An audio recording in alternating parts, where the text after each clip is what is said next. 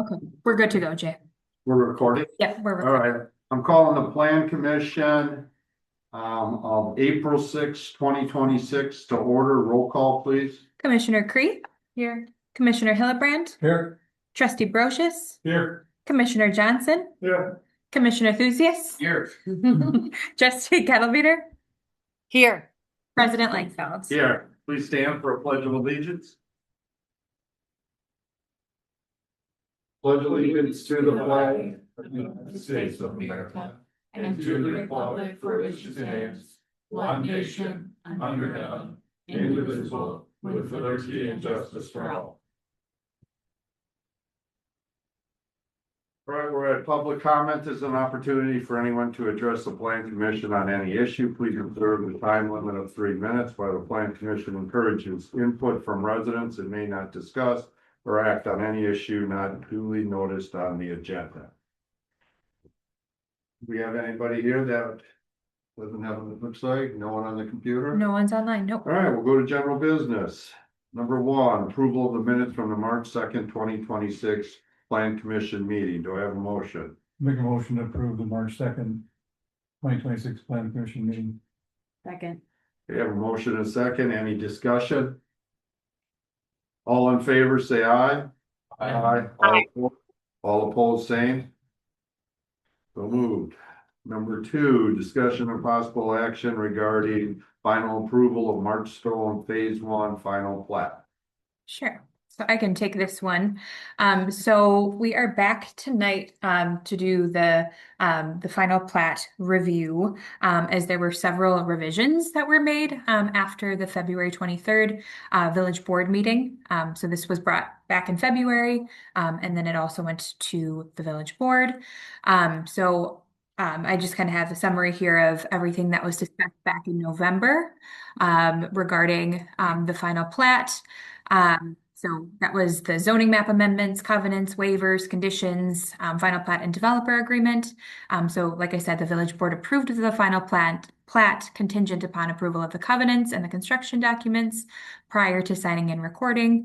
Those covenants were approved on January 26th and the construction documents on February 23rd.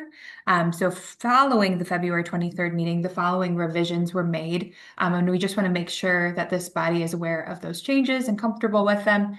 It also looked like we do have Adam on the call as well from Marchstone too, so he can answer questions. But I'll just kind of go through some of the revisions that were made. On March 10th, the revisions that were made were regarding owner information.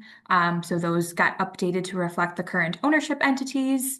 And then on page 2, I can go to these pages if we need to a little later, is that 20-foot public water main easement. So that was originally, that was that umbilical cord that Brian always refers to it as, that was going through the backyards, but that then got removed to the dual water main system to serve the existing development north of Venice, to be within the Marchstone right-of-way. So that was a big change that we just wanted to make sure everyone was aware of and comfortable with.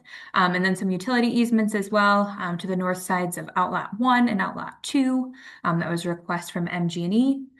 And then also a public utility easement on the south side of Venice from 6 foot to 10 foot, also from MG&E.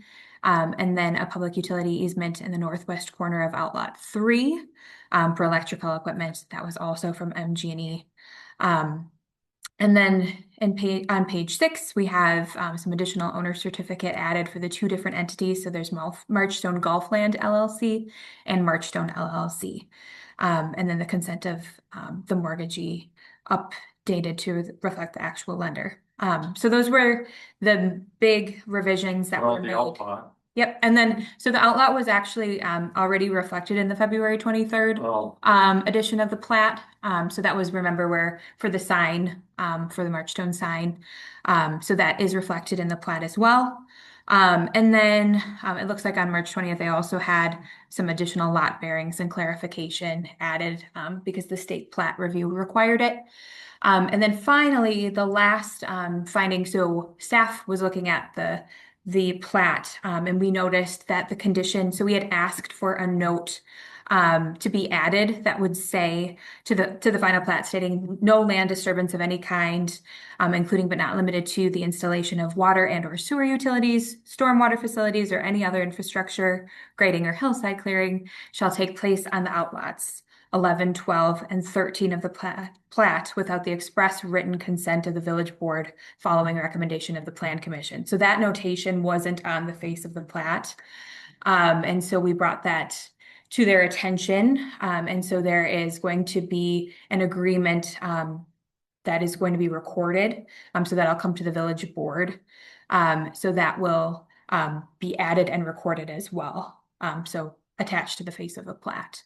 So those are the big changes. Just wanted to make sure everyone was aware of and had the opportunity to ask any questions. Well, and that's why it's coming back, Yep. because this is just a preventive thing, so there's not something in the future that can challenge that this should have been reapproved because of the changes. Yep. I have one question. Go ahead. Yep. Hey, are we doing, God, they're gonna kill me, but do we have a letter of credit on this? I was looking and I didn't see one. Yes. Okay, we do. Okay, perfect. Thank you. Mhm. All right. Do I have a motion? I'll make a motion to, approve the phase one final plat for Marshall. All right, do I have a second? I'll second it. All right, I have a motion and a second. Discussion? All right, all in favor, say aye. Aye. All opposed, same. So moved. All right. Thank you. Yep, thank Thank you. you. Have a good evening. You too. All right, discussion and possible action regarding proposed signage in HM Zander Park. We'll take each one separately. We'll start with A, Lions Legacy Pavilion Donor Recognition Sign. Sure. So I can kind of take this, and then if you want to have a seat, Lisa, too, in case people have additional questions. So as part, just kind of an overview for both of these signs. This is part of the Lions Legacy Pavilion project in Zander Park. So the Lions Club is proposing two permanent signs. One would be the donor recognition sign, acknowledging project contributors. And then the second, we'll talk about too, which is an interpretive sign highlighting the history of H.M. Zander and his family. So these were both brought to the Parks Rec and Forestry Committee meeting back on March 18th. They just looked at the sign design and placement and just had some ideas as well. And then also, this is just kind of interesting. So these are both community information signs. So they do not require sign permits. So that is per our sign code. But they do meet the applicable size standards, and they will both be in a village park. So that's why I'm bringing them to Plan Commission and the village board as well for any input and direction that either of these entities might have.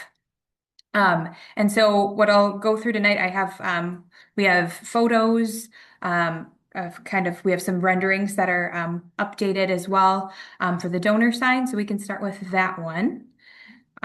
So I can just kind of go through here. Let me just see if I can so the location for the donor sign is being proposed right here where the red kind of X is. So that's coming off of the parking lot across the bridge into Zander Park, is the proposed location for this sign.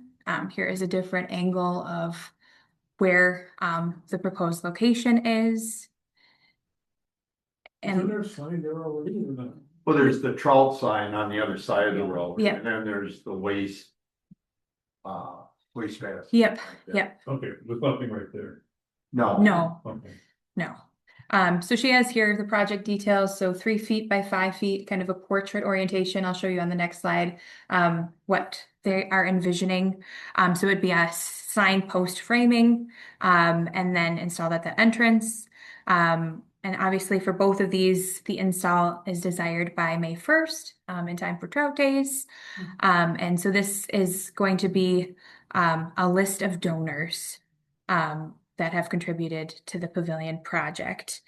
And so this is a rendering from a little bit ago. So some of these names and things have been updated. So she has provided here, which is a little bit um, just kind of getting the idea of what they are proposing. And then I will go back to the here. When it says the sign would be 3 feet off the ground, does that mean the total height then would be 8 feet? I don't think it's gonna be, is it 3 feet? It's not 3 feet off the ground, is it? That's what we're required to, sorry.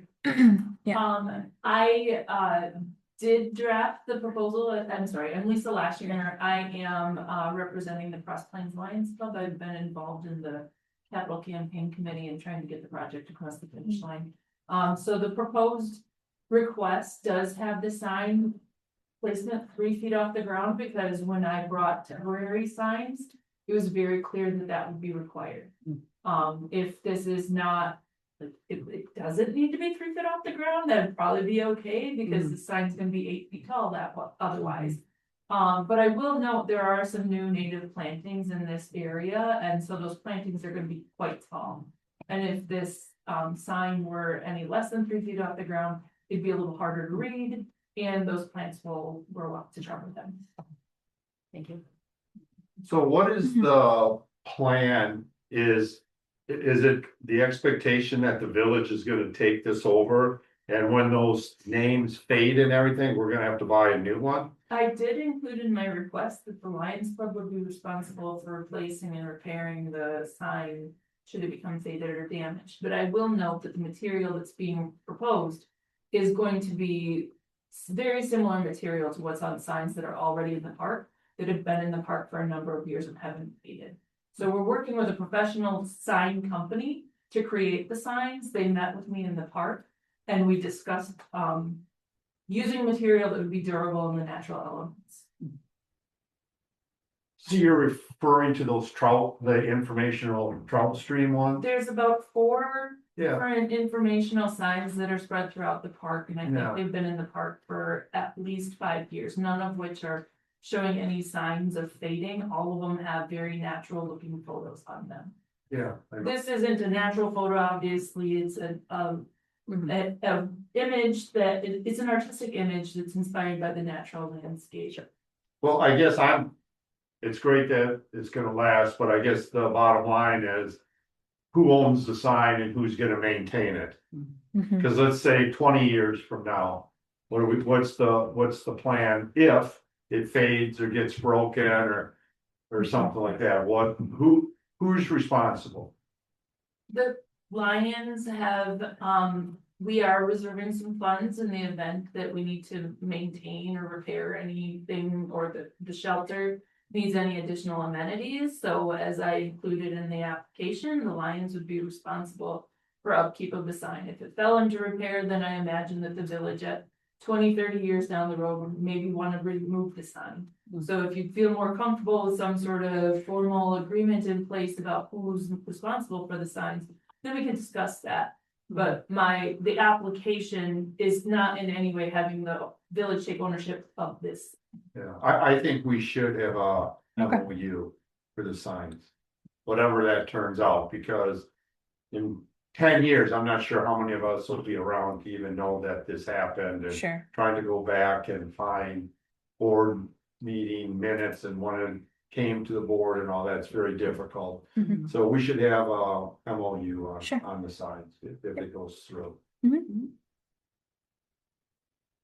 Is the public works director look at this location, see if it's workable for them as well, and snow removal and other issues that they had?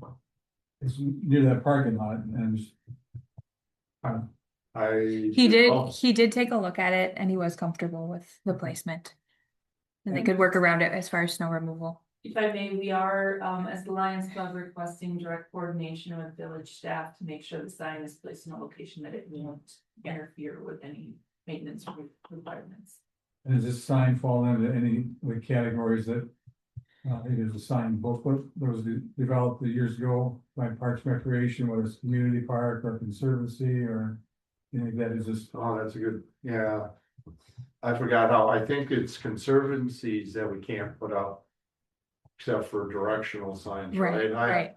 We'd have to look in, but this is a regular park, so I think signage is fine. Yep, signage is fine. Mhm. And if I may, we do have a memorandum of the Lions Club does have a memorandum of understanding with the village from when we set up the capital campaign to build the pavilion, and it did specify that the Lions are responsible for coming up with the donor recognition for the project, and that's what this is.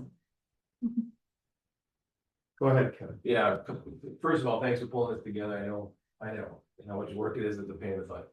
But it's really worth it, and typically we do a lot, and I do a lot of donor recognition signs for my work. And typically what happens is you get this out here and we have a 10-year commitment. I don't know, whatever you guys say, but a 10-year commitment, and we will replace it if anything happens in 10 years. Because let's say it's not so much wear and tear, it's a replacement cost. If it gets hit by a tree or whatever else, you're gonna have to pay for a new sign, which is, I mean, I'm looking at that sign, I'm thinking it's probably $10,000 sign. But Not $10,000. That. what was the design? The design work? The design work, in total, our material costs are going to be right around $5,000. But regardless, so let's say it hit the tree next year, it's fine. So we, and I would say the Lions in this case, then would have to replace and repair it in that time.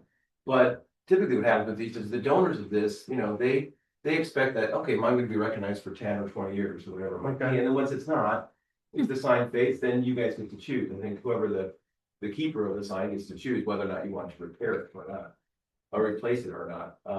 But if you tell the donors up front, it's going to be here for a minimum of 10 years prior to the replacement. That's a very second thing I have is it's just about location. And we already brought up one of the concerns already. Someone brought up like cars, being close to cars and snow removal. I feel like it should be closer to the pavilion. Why did you guys choose this location over somewhere across the creek? We've discussed several different location options. The first one, and my first application actually included putting the sign directly in front of the new electrical panel that was put in. There's a giant wood wall. And so when we met on site with Harley and the Public Works Director, Matt Cooey, that was identified by them, or by Matt. And so I put the project to get requests together based off that location, and then I got some feedback that would probably work very well, and that we should have it up off the parking lot overlooking the pavilion. But I am absolutely open to suggestions on the exact location of the sign. I also had kind of thrown out at the Parks and Rec committee, if you'd rather we put it in place of the existing kiosk, I would be happy to do that also. It's a little bit closer, yeah, because either of these projects with this project and the Parks and Rec team committee also would like to see that kiosk removed. Yeah. So I am happy to change this location to the site of the existing location if this body is okay. Yeah, and just with that kiosk, the thing that there's some hesitation, that was Eagles project. And I think Kevin brings up a good point. When we do these, we should probably put a life on them. I'm sure that Eagle Scout thought that would stay forever, but it's in very poor shape and it's an eyesore. So it either needs to be replaced or removed, but again, I don't know how long ago that was put up and what Eagle Scout did it. Right. But I hear what you're saying, but I think Kevin really brought up a good point that there should be some time limits on this, and then it's just a different decision maker. If, you know, so I don't have a problem with replacing it either there. I don't really care where it is. Regarding the kiosk, I have tried to investigate which scout did that project. My husband's actually the scoutmaster right now. And they don't have great records that go back very far. So it's hard to track down who the scout was, because I wouldn't want the scout walking through the park expecting me to see it and then have it be gone. But there's no great way for us to figure out who did. Okay. Yeah. And when we came to the Parks and Rec committee, there was a request if we could see about relocating this to a different site. Like over by the mountain biking course off of KP. The Or kiosk. some other, I'm sorry, what was that? The kiosk. Oh, I the just wanted to kiosk. make sure everybody Yeah. knew that that's what you're still talking about. Yes, the scout kiosk, it does need work, it needs to refresh, and the scouts would be willing to do that. I mean, I can't speak on behalf of the scouts, but rumor at my house has it, the scouts would work. Yeah, and just to be clear, I don't wanna really micromanage where it goes, I'm saying that to, one, because it's inside of the pavilion. But two, you mentioned this, all the native plantings there, just blocking it out, if it's in mowed lawn. And if you do it in mowed lawn, just make sure, I don't know if those are wood posts, those look like plastic. No, that's actually an AI rendering. What I have specs for is actually a metal Good. frame Yeah. made Okay. by. For trimming, you're thinking? Yeah, all of your posts are dinged up by spring trimmers right now. I don't wanna avoid that. Mhm. But as far as exact location, I can be open to where the kiosk is, where the utility board is. I think it would be a nicer look than the utility board, but we also need to be mindful about placing things in the flood. I was just going along Kevin's thought there that people using the boardwalk coming through and everybody else to get the whole view of who the donors are as opposed to select few that may walk this sidewalk, come down there or use that small parking lot. So putting it closer to the building itself may be a better option. Seth? Someone brought up something about the signs that were like, it's hard to tell from the zoning map if this is actually, that portion of the property is actually in the PD zoning or residential zoning. I don't believe it's actually in a park. On that side of the creek where the parking lot is. So It's still village owned. Right, but yeah. I'm just wondering about if it matters, It's what zoning. still a what community flow of lines information. At the board meeting. Yeah. You have an expert on the sign. We do. Well, ordinance. actually, I've been communicating quite a bit with Michael, and so we both found that it's a community information sign, so it does not require a sign permit, Right. no matter where it is. Yep. Oh, okay, so even the zoning, doesn't matter what the zoning No. is for this? And I mean, it's also, like I said, in a village owned lot as well. So discretion of village board. All right. So what do we want to do here? I mean, it seems like everybody's comfortable with the sign. And is everybody comfortable with letting the Lions decide where it is, as long as it's approved by our Parks and Rec and Public Works? Yeah. Yeah. All right, do I have a motion then?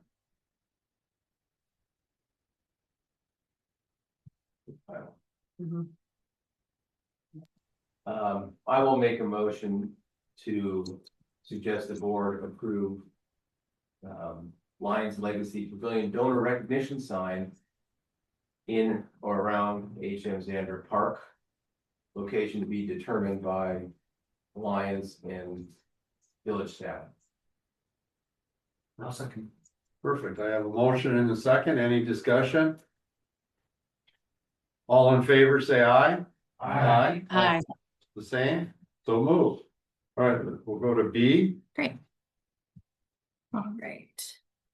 So the second sign is an informational sign. So this will be signage that was requested by the Zander family as part of the Lions Legacy project. So it's a 2 foot by 3 foot landscape orientation sign. So this one is going to be similar to the ones that you already see around the creek, installed on a single post. And so this one it'll look something like this one here, like the ones that we have around. And so initially, the proposed location was in the place where we just were discussing, where the existing kiosk was. And I think the Lions are open to the location on this one as well. But I'm just going to show the rendering of what they're hoping for this to look like. Oh, yep, here we go. So it would be an informational sign about H.M. Zander and his family. And I think this is the most recent rendering, Lisa, that you sent earlier today.